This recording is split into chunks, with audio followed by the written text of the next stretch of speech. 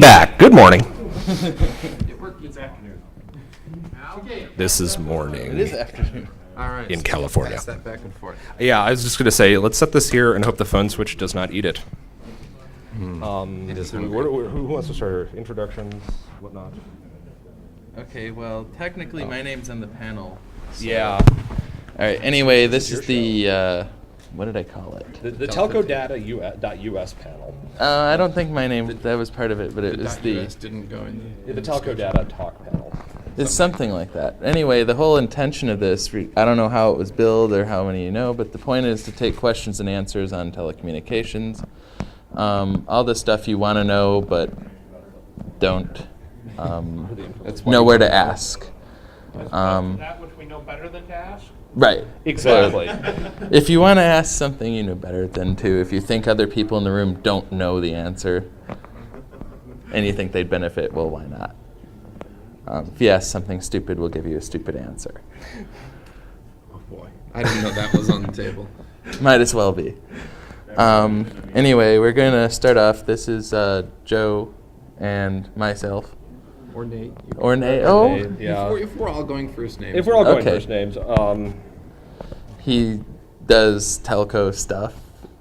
He That's- does sysadmin, telephone, whatever. basically communications, LAN, WAN, thrashing of telcos, that sort of thing. Oh, and can I'd like to... All right, I'd like to issue a preemptive screw you to all the people in advertising who now call their field communications because they're afraid to call it advertising. No, communications you pick up and you dial. Advertising you look at and you say, God, I wish they hadn't cut those trees down. All right? They're overloading my word and I'm pissed about it. Anyway, where do we want to start? We should probably start by explaining clicky because I've probably explained it about 200 times already. First thing everyone needs to know is clicky is dangerous. Don't touch it. Yes. People kept coming up like, oh! No, maybe I shouldn't. Everybody's looking at me like, oh my God. Yeah, after watching you get knocked on your ass that first time, it was pretty obvious. Yeah, so he's trying to demonstrate it at the beginning of the week, and this is just even what talk battery will do to you. And even on a supposedly dead phone line, they will leave battery on. This thing kicks out what? Somewhere between 48 and 96, depending on what mood it's in? Yes. Okay, that's battery. You know, that's just, it's hanging out. It's not even ringing. So he's hitting there, pulse dialing, just by hitting two wires together, and the next thing we know, he's kind of falling backwards away from the phone switch. Just kind of falling Important very quickly safety tip. backwards. Yeah. Don't hold it so close to the end of the insulation that your fingers can slip onto the wire. But what it is a stepping phone switch. That's being generous. It's an intercom. Yeah, it's a very small phone switch. For an itty-bitty village, it would work. Yes. It does not connect to other switches. It doesn't have a trunk port, meaning that it could function as a phone switch if you didn't care about connecting to anything else. Can you fire it up and step a few relays? That depends on whether we have power.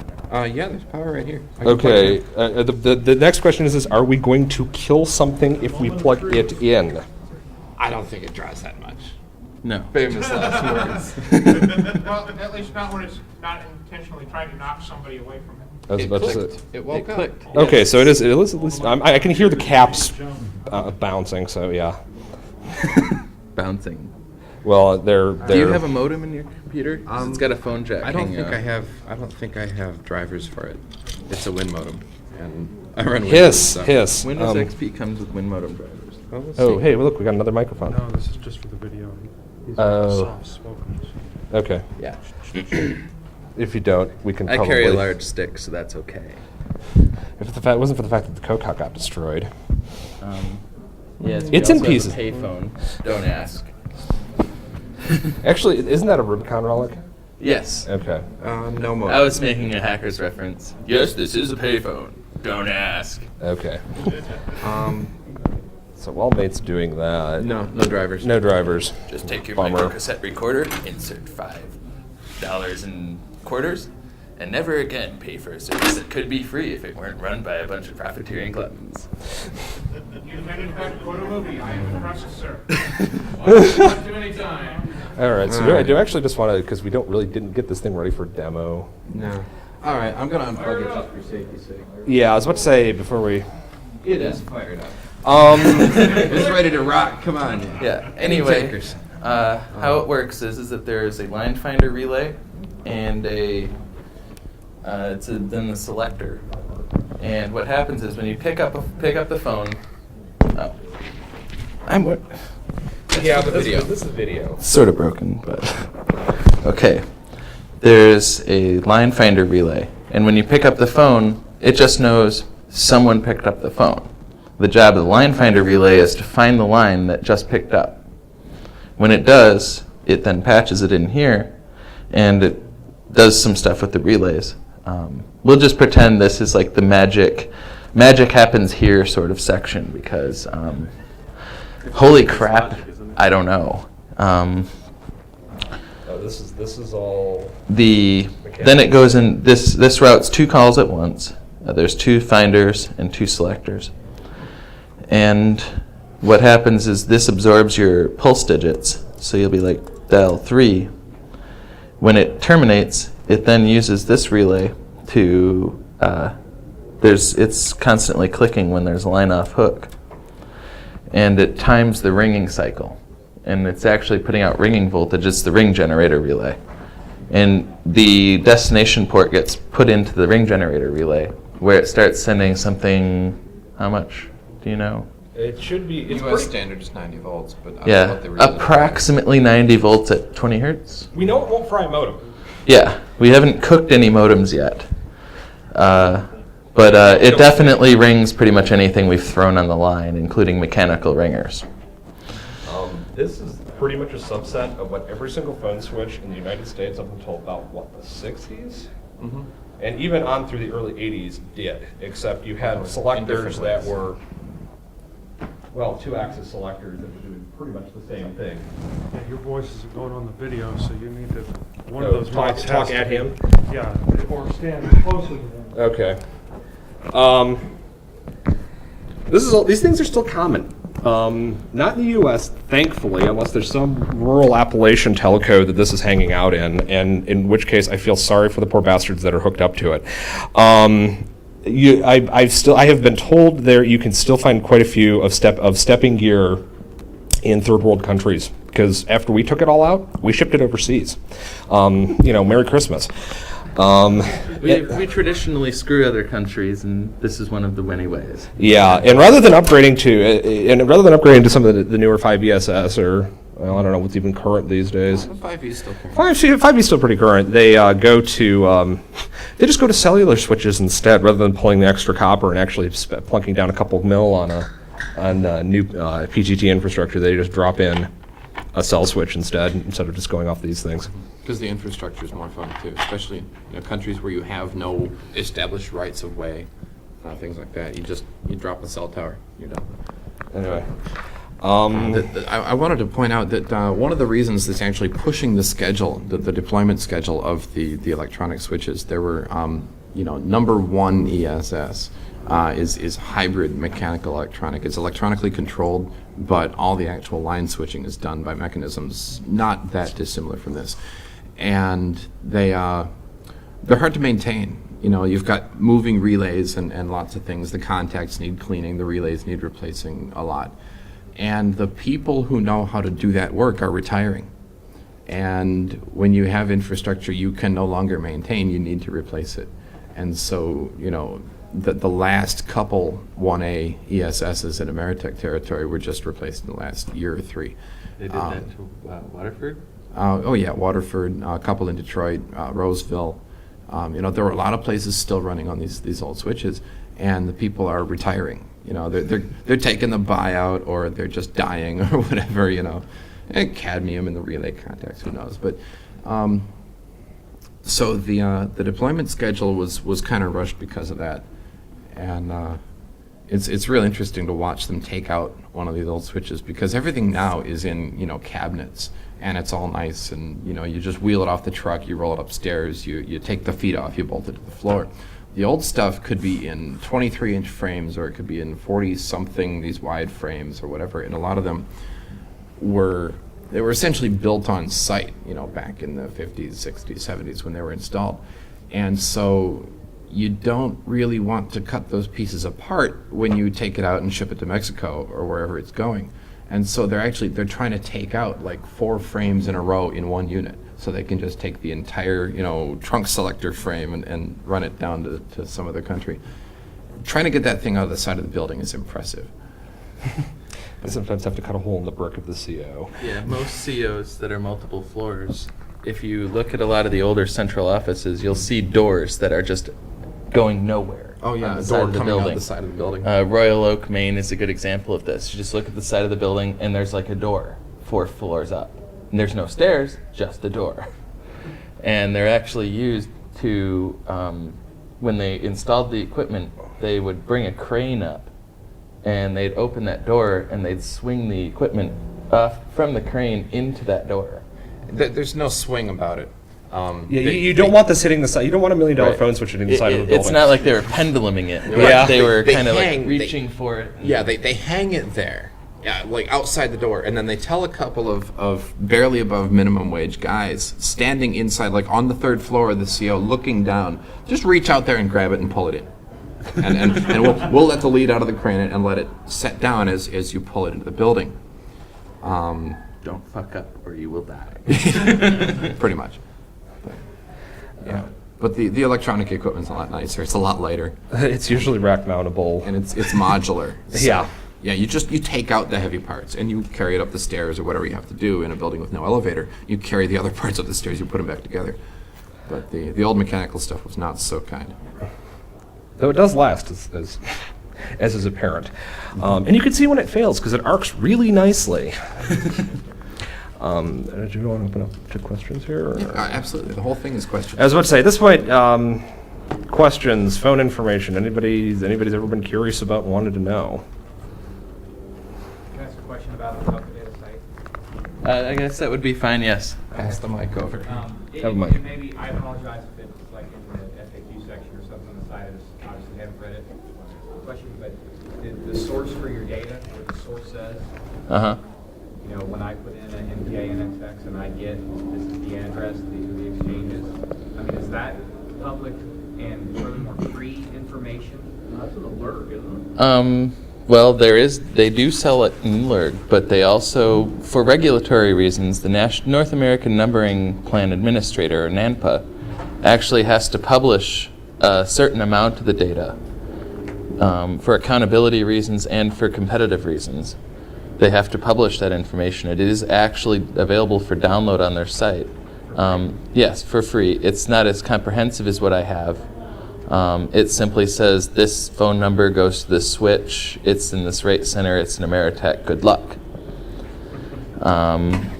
And the number pooling is publicly available but really awful. So you see the thousands block data in there, and there's actually a spider that crawls a web page that is run by a different part of NANPA, and holy crap, is that some hairy stuff. It actually has to parse HTML simply because... Your hand is reflecting audio onto the mic. Oh, okay. Yeah. Feedback, so. Simply because they have to publish this information. It doesn't mean they have to do it in a machine accessible way. And I would tell you exactly how to do it, but it's really unkind, and I'm not wanting to encourage people to do it, because if too many people do it, they'll probably use that as an excuse to stop giving the data away rather than put it in a machine-readable format. That's how phone companies are. They think this data is private. They treat it as if it's proprietary. It's really not. These are your phone numbers. They're allocated, and the phone network is really a public resource. It was subsidized by government-mandated monopolies for years, and what you didn't pay them in grants out of your tax dollars, you paid them as a forced monopoly. You didn't have a choice. Canadian data is remarkably harder to come by, simply because they still have monopolies in certain sense. For the most part, they do. For the most part. And as such, you can't even get switch data. You can simply say, this is a number in Alberta. It is a Bell Mobility. What about like telcos, like Deutsche Telekom and NOTACON and all the, French Telecom, I don't even remember what it's called. What about all the government-run telcos over here? Are they even more restricted? You don't get that information, period. You can't. Just like classified, super secret. They have no reason to give it out. What I can say from knowing somebody actually over in Germany who's dealt with Deutsche Telekom, pretty much, and the generic term is PTT, is post telegraph and telephony. Usually it's in most European, actually most countries other than the U.S., Canada, and I think maybe Mexico, though I can't say. Most of the stuff is still government monopoly.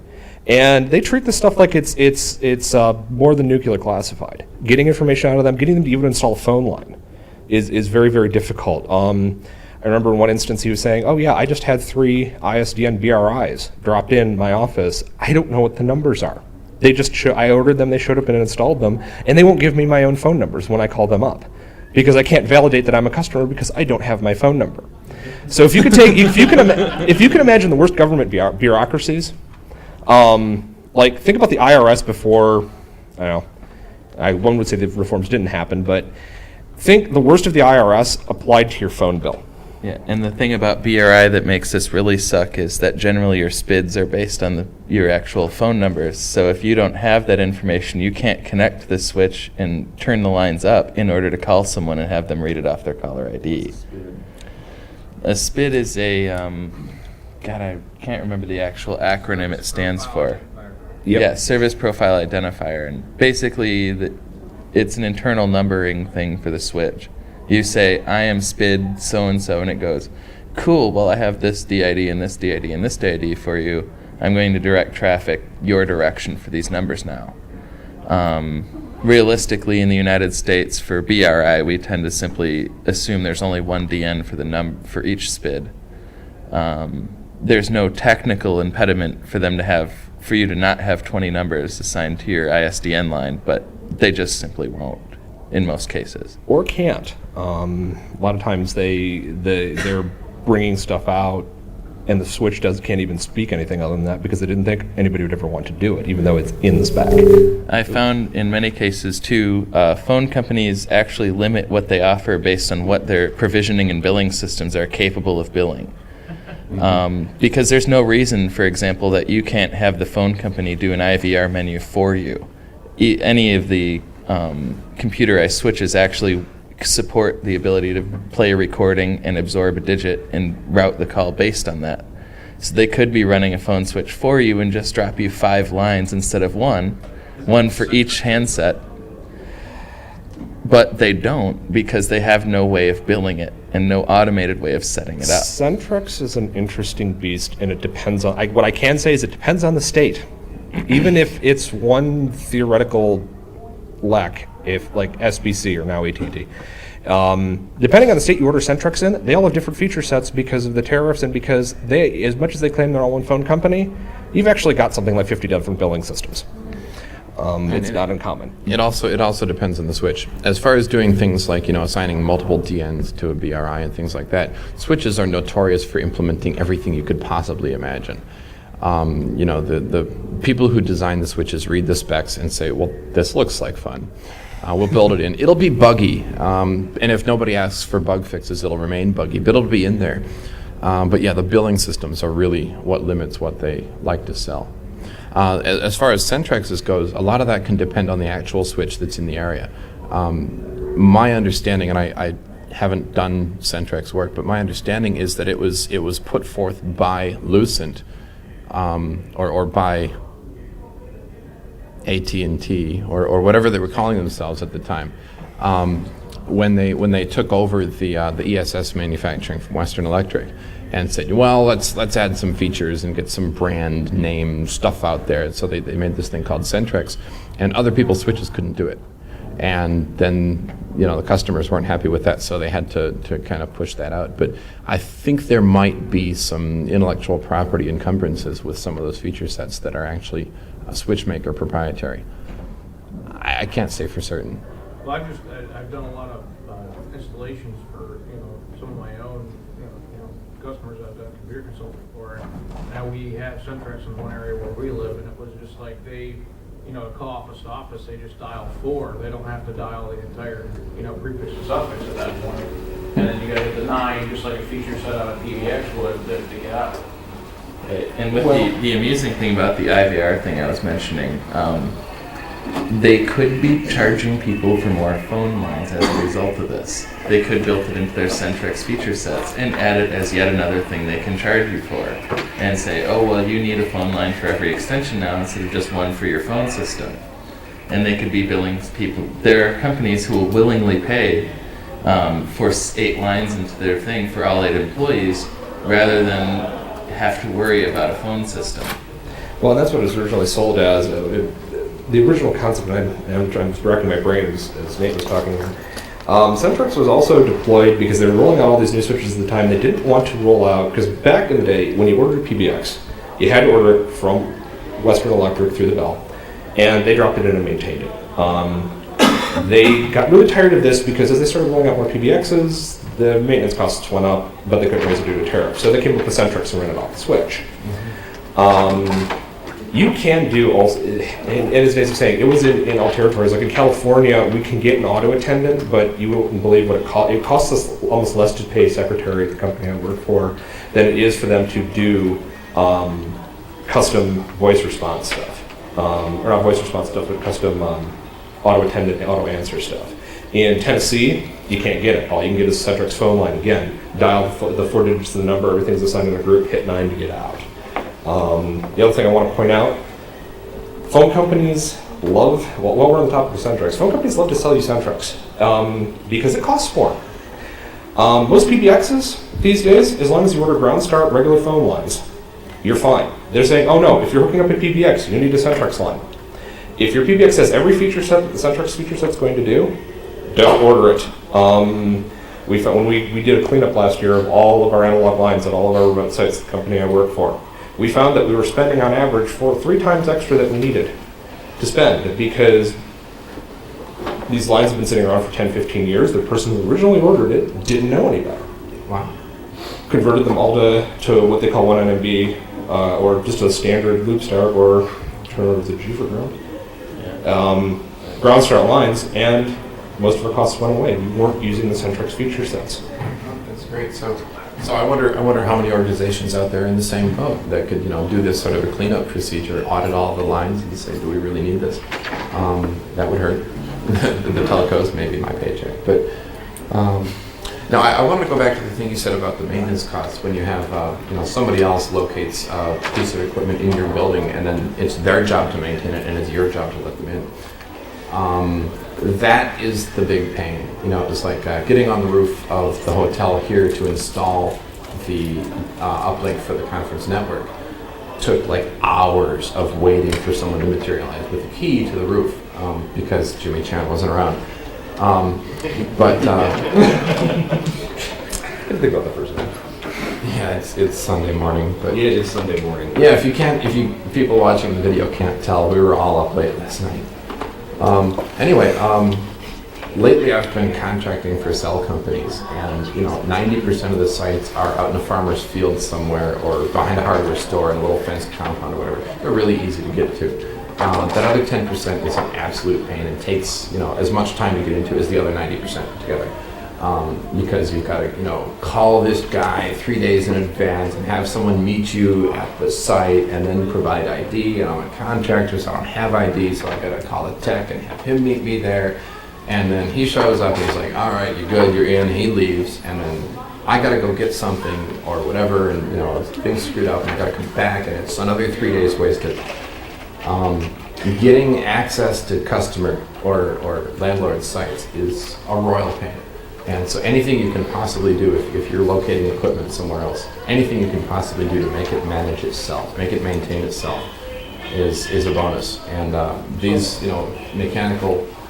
So what if you do like an entire cell fail or an entire tower fail? It's just down for 3 days until somebody lets you in. Yeah. That's why usually in the places where you've got the cells in buildings, they're sort of downtown or in an urban environment, and there are lots of other cells packed in really densely. They're not that dense because of their reach. They're that dense because of call volumes. And so you can lose one and the neighbors will just fill in. Not very well. Obviously it was there for a reason. They're expensive to run. But out in the country, if you lose one, you might actually have a big gap in coverage because nobody else's signals reach that area. But usually downtown, when you're dealing with in-building equipment, it's not that big of an issue. And they don't fail all the way down very often. Yes? I actually wanted a question for maybe Joe and Paul. You talked about PBX switches and how most PBX switches have capabilities equivalent to Centrex now. How would Asterisk compare to those? Asterisk will basically, if you configure it right, Asterisk will beat most key systems functionality-wise. I'm highly suspecting, based on some of the literature that's hitting my desk for phone systems, that a lot of them are probably running a lot of Asterisk code. Nortel just came out with the BCM50. It's a completely Linux-based PBX. It's very, very little. It's on an ARM board.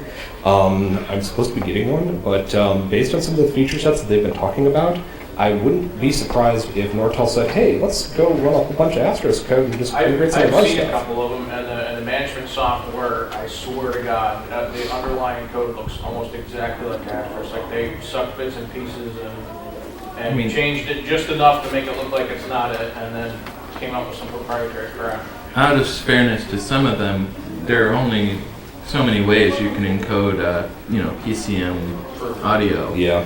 But yeah, you have to wonder sometimes whether they simply, whether it was maybe it wasn't so much a conscious effort, but a lazy coder simply going, somebody's already done my work for me. Well, and that's exactly it. The other problem is that like a lot of them are running Windows embedded OSs. Nortel, for example, because it's the platform I know best, their BCM 200 and 400s are still running Windows NT 4.0. Some of you probably heard me rant about this.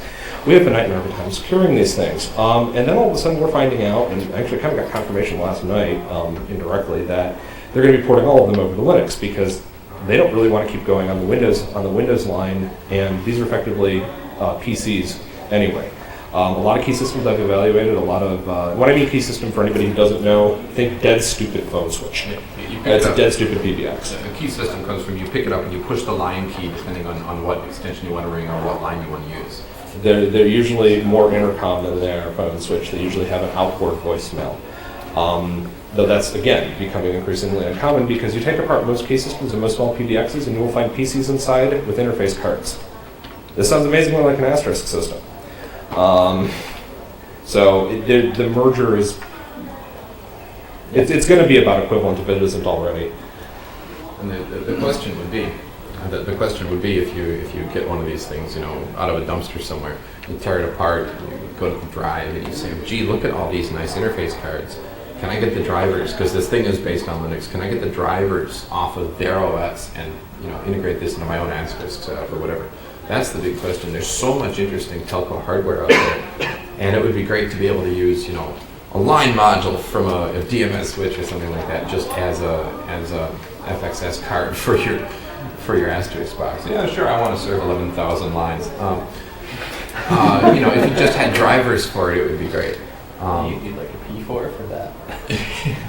No, but that's where a lot of their work is going, and I'm suspecting that they're kind of sticking with the proprietary hardware simply to prevent the cards in these little key systems and so on from walking off.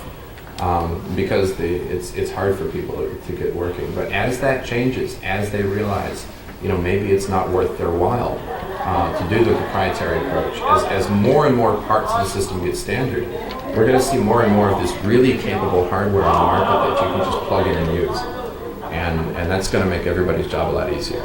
And a lot of the things I'm seeing too lately are, the switch deals in trunk lines, and you bring out, say, like an ad tran and break it out into actual lines, the larger stuff. So, you're not even necessarily seeing copper going all the way back to it anymore. It's simply switching high cap circuits, which have breakout devices at the end of them.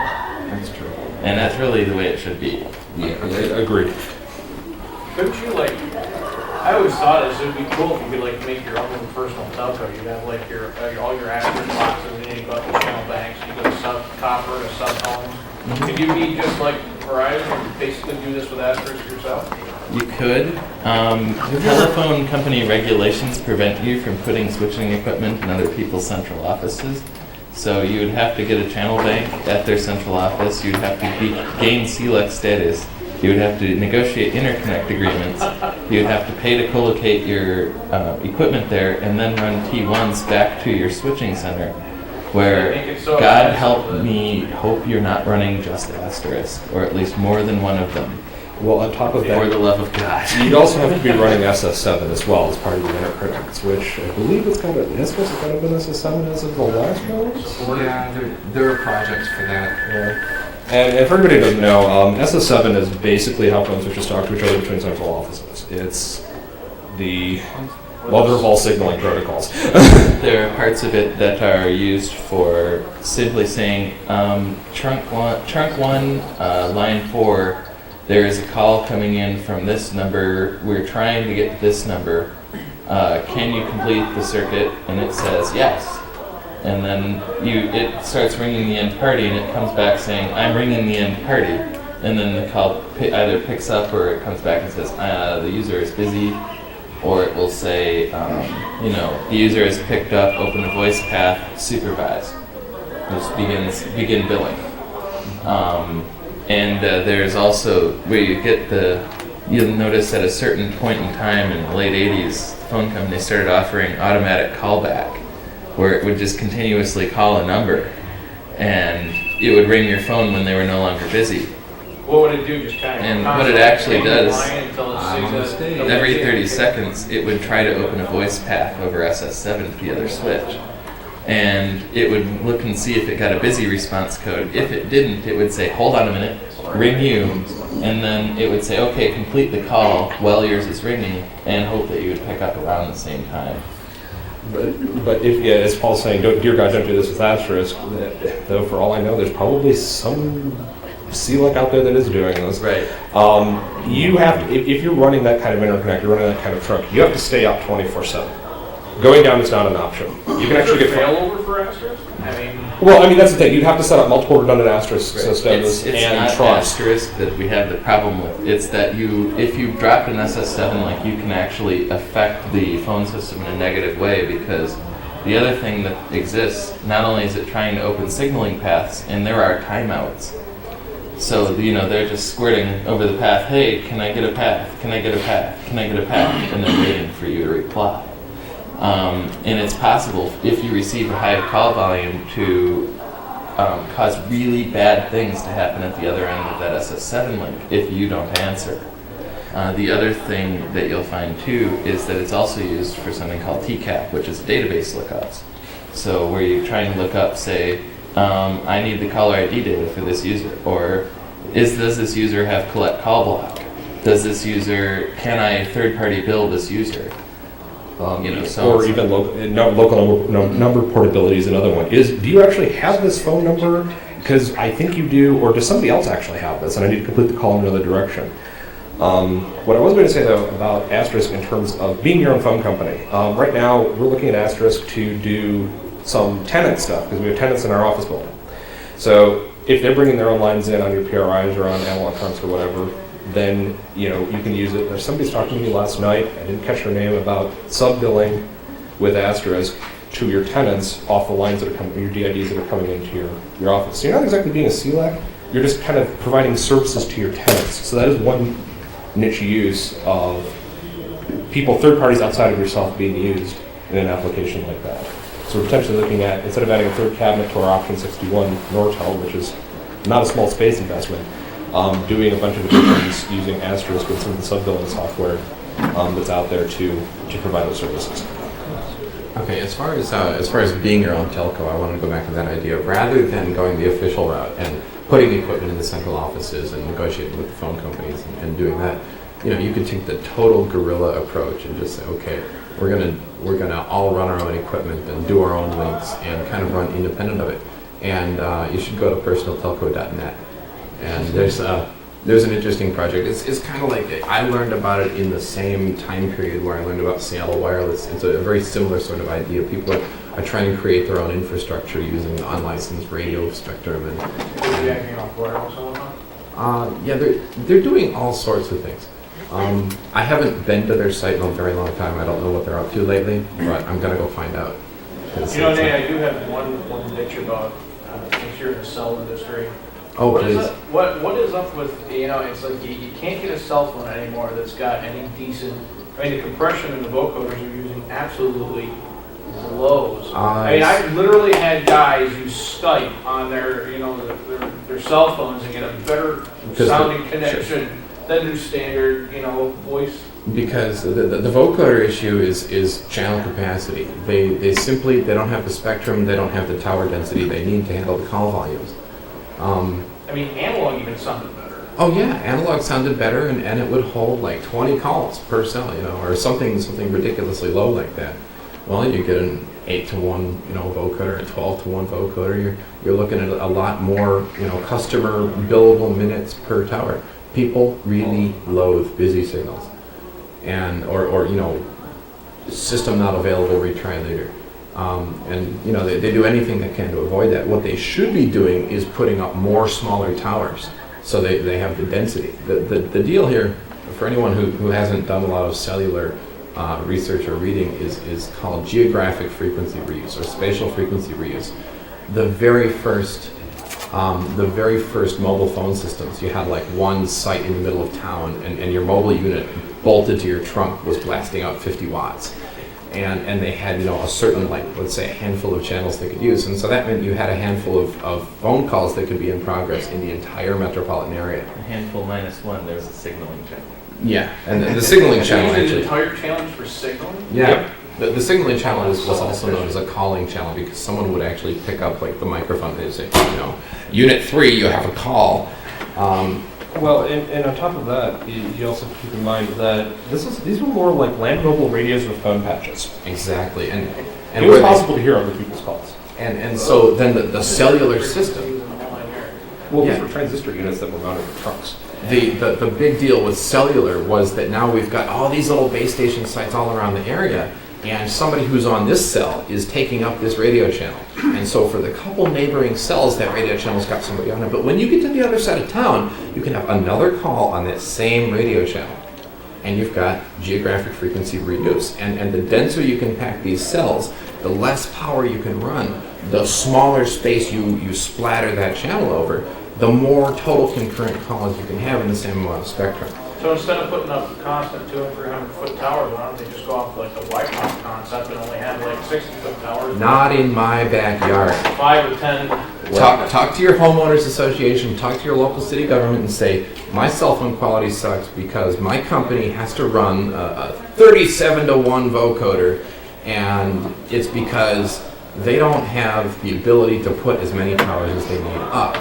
And that's simply where it is. Well, I don't mean to defend the industry, but it's physics. Well, and at the same time, it depends on where in the industry, because one thing that's happened, at least in the Detroit area, you'll be driving around and see a great pod on top of a telephone pole, because the telephone pole's already there.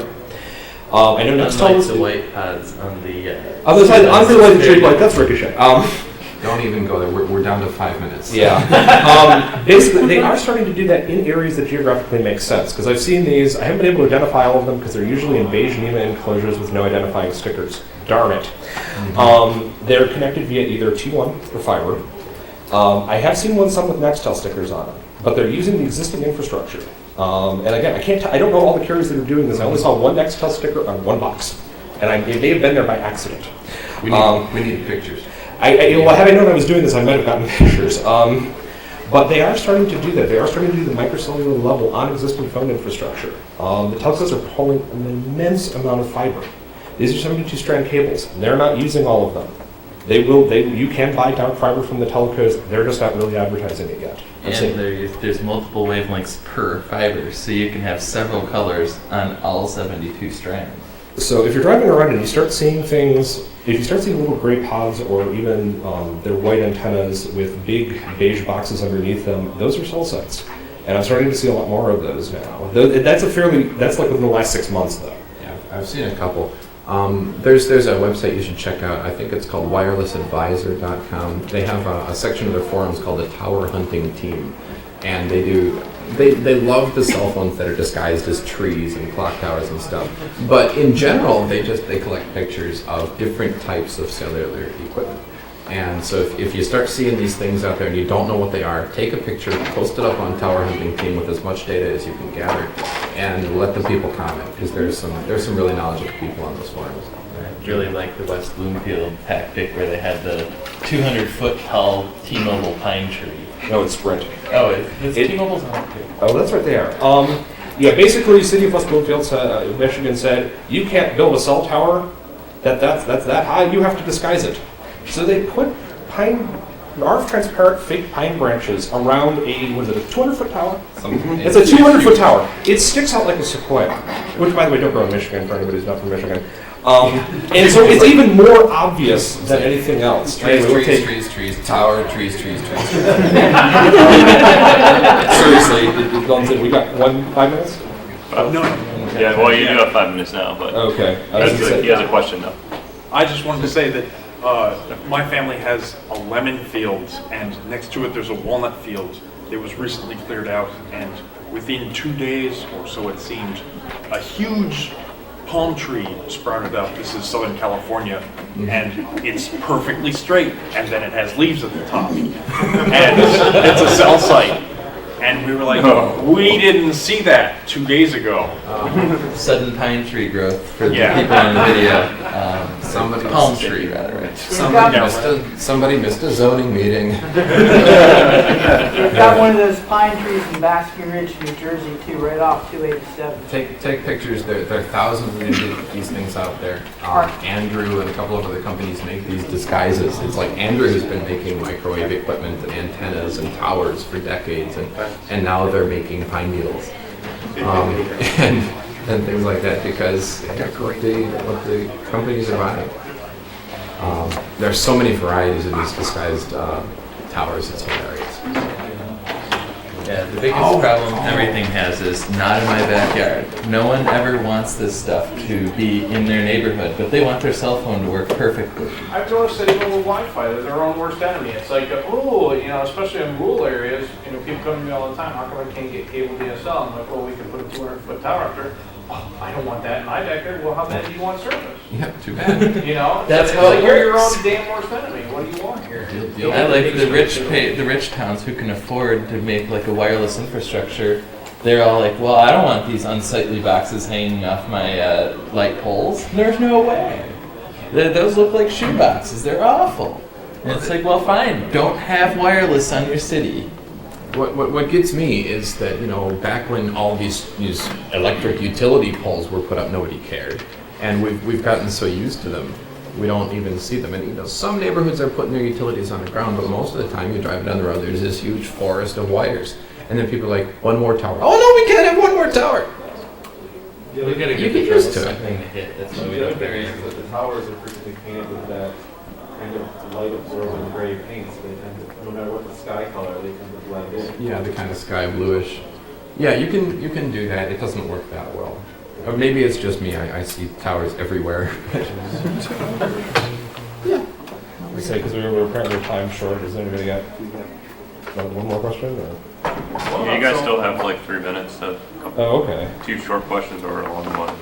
What about cell phones? Well, what about caller ID, and why the hell that caller ID was named does not come with cell phones for some odd reason? Why is there an interoperability thing there? There's no capability in the protocol for them to send a name, and where there is, the phones themselves or the switches Is don't that due to implement it. regulatory, No. or just When inside the cell phone protocols were written, nobody wanted caller ID with name on their phones. When they were originally written, no one wanted caller ID. Then they found a way to send caller ID. I think in the analog spec there may actually be a caller ID with name set that you can do, but nobody ever supported it. And just like the second NAM, there's so many things that weren't just like any other telco thing. There's so many features that they don't actually support because they either didn't know were there, or they can't convince management that this is a good idea, or Can't you just build a box to stuff into the data stream? Pester your provider. That'll get that box built. Yeah, it ultimately comes down to also what flash they're going to put on the phone, what infrastructure they're going to do. I mean, if you ever really want an interesting rate, go download the GSM spec sometime. It's about this thick if you print it, or even more. You go through that, and there are so many features in the GSM protocol that do not ever get implemented because nobody ever thinks to, or there's no capability to, or they're like, why would anybody ever want that? And what they end up usually doing is just abusing SMS. Yeah, and there was some carriers to this day use SMS to indicate you have new voicemail, simply because they didn't implement message waiting in GSM. Yeah, up until recently, T-Mobile was doing that. Thankfully, they stopped. I like having a voicemail indicator now. The other thing is that I'm actually seeing stuff going in this direction. I ported my number to Sprint not too long ago and found that suddenly I have an outbound caller ID with name, which means they are doing That was the other part. they are interconnecting with the CNAM databases now. So, Great. as they do this, they will gain the technical ability to look up names and provide them to you. Maybe the next set of phones will do that. Well, and actually, from the other rumors is when they go to the new CDMA, was it CDMA 2000 at this point? No. WCDMA. WCDMA probably. Yeah. WCDMA, or the next gen EVDO data services, they can start doing QoS, quality of service. Supposedly, some of the new voice traffic is going to be carried voice over IP style on private subnets. Sprint is Sprint's notorious for wanting to do this, and so You may get those features. yeah. So what would you say? I was going to say a lot of this, the move to voice over IP over cellular data is actually driven by intellectual property problems where, there are patents on like push to talk, which I didn't know you could patent. It's like the way radios have worked since Marconi's day, but whatever. If you do it this way? Yeah, that's all. But if you do it over IP, it's not under somebody's patent. So we're out of time. Yeah, I think we're out of time here, so. Thanks for being such a great audience.